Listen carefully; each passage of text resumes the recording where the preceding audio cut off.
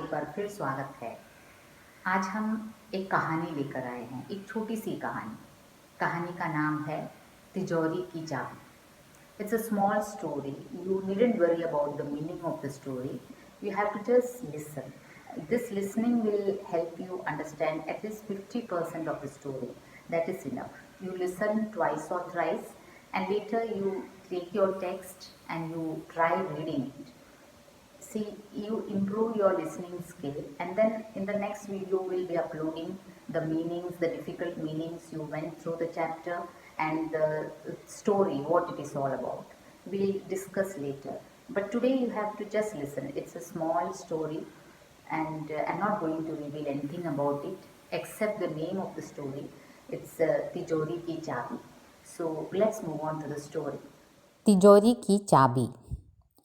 एक समय की बात है।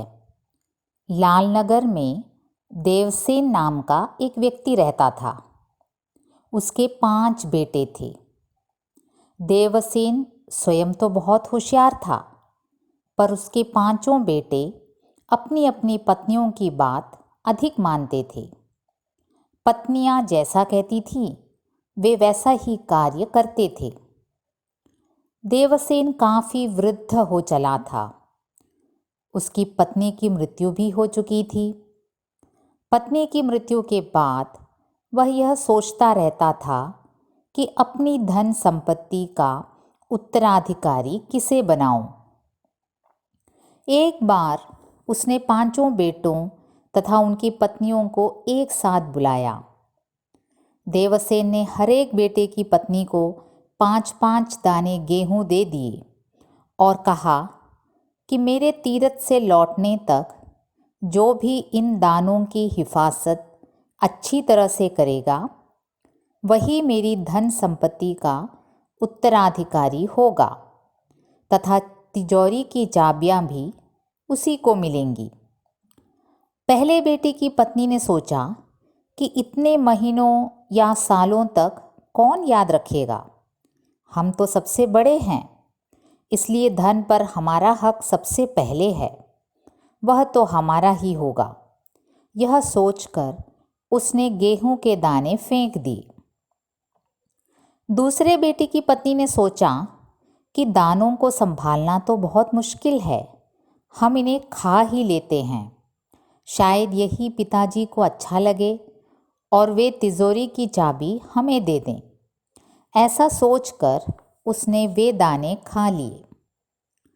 तीसरे बेटे की पत्नी ने सोचा कि हम इन्हें अपने मंदिर में रख देते हैं।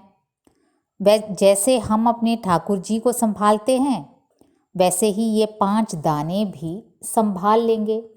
जब पिताजी आएंगे तो उन्हें लौटा देंगे।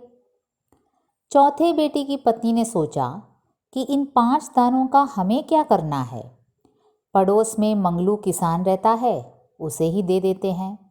पिताजी आएंगे तो ये दाने दान में दे देने के कारण वे बहुत खुश होंगे और तिजोरी की चाबी हमें ही देंगे। 5वें बेटे की पत्नी समझदार थी। उसने 5 दानों को एक एक करके ज़मीन में बो दिया। जब 5 दानों में से फसल तैयार हुई तो वे 5 दाने पहले 50 दाने बने। उसने उन 50 दानों को ज़मीन में पुनः बो दिया तो वे फिर 500 दानों में परिवर्तित हो गए। इस प्रकार 5 बोरी, 25 बोरी और अंत में 50 बोरियों में बदल गए। 5 वर्ष बीत जाने के बाद जब देवसेन वापस आया तो उसने 5 बेटों और उनकी पत्नियों को बुलाकर उन दोनों के बारे में पूछा। देवसेन के 4 बड़े बेटों और उनकी पत्नियों ने दानों के बारे में अपनी अपनी कहानी सुनाई और स्वयं को धन संपत्ति का मालिक बताया तथा तिजोरी की चाबी सौंपने की बात कही। अंत में 5वें बेटे की पत्नी ने कहा, पिताजी, आपने जो गेहूं के 5 दाने दिए थे, उनसे हमने खेती की और उन दानों से 50 बोरी गेहूं तैयार किए। वे गेहूं के दाने 50 बोरियों में भरकर भंडार घर में रखे हैं। ये लीजिए भंडार घर की चाबियाँ। उन दानों पर आपका ही हक है। देवसेन यह सुनकर गदगद हो गया। उसने तिजोरी की चाबियां पांचवें बेटे की पत्नी को देते हुए कहा, बहू, मेरे लिए दानों को तुमने सबसे अच्छी तरह संभाल कर रखा है और उनको कई गुना अधिक बढ़ाकर मुझे लौटाया है। इसलिए अब तिजोरी की चाबियां तुम संभालो। तुम दोनों ही मेरी संपत्ति के असली उत्तराधिकारी हो। तो कहानी आपके सामने पेश है। आपको कुछ समझ भी आया होगा, कुछ वाक्य ऐसे होंगे, कुछ शब्द ऐसे होंगे जो आपको डिफ़िकल्ट लगा होगा। It's okay, but you just listen. आपको सुनना है और सुनने से आपकी ये जो लैंग्वेज स्किल है इम्प्रूव होता है, प्रोनाउंसिएशन आपको समझ में आता है।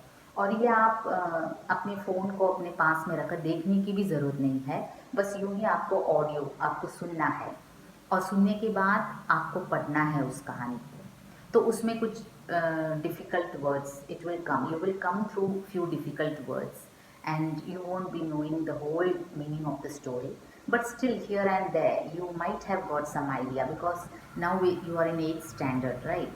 So your listening skill and your reading skill should be improved, and that's the way you learn a language.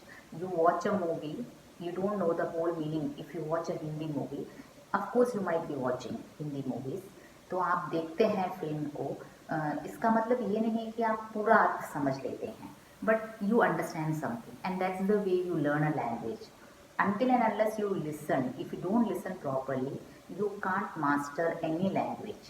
So we'll meet in the next episode with the second part of the story. And I would like to ask if anyone has memorized the Vihan poem. Last video uploaded Vihan poem by Sumitra Nandan Pant.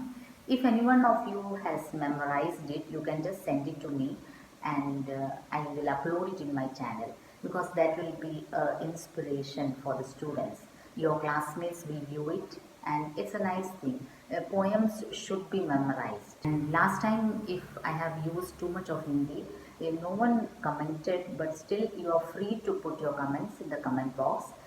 In case I am using too much of Hindi, लेकिन हिंदी आप सुनेंगे तभी आप सीखेंगे। तो अगली बार फिर मुलाकात होगी इस तिजोरी की चाबी की जो संदेश है और इसकी जो कहानी है, इसके जो कथा पात्र हैं, उसके बारे में हम अगले वीडियो में डिस्कस करेंगे. Till then bye, keep in touch.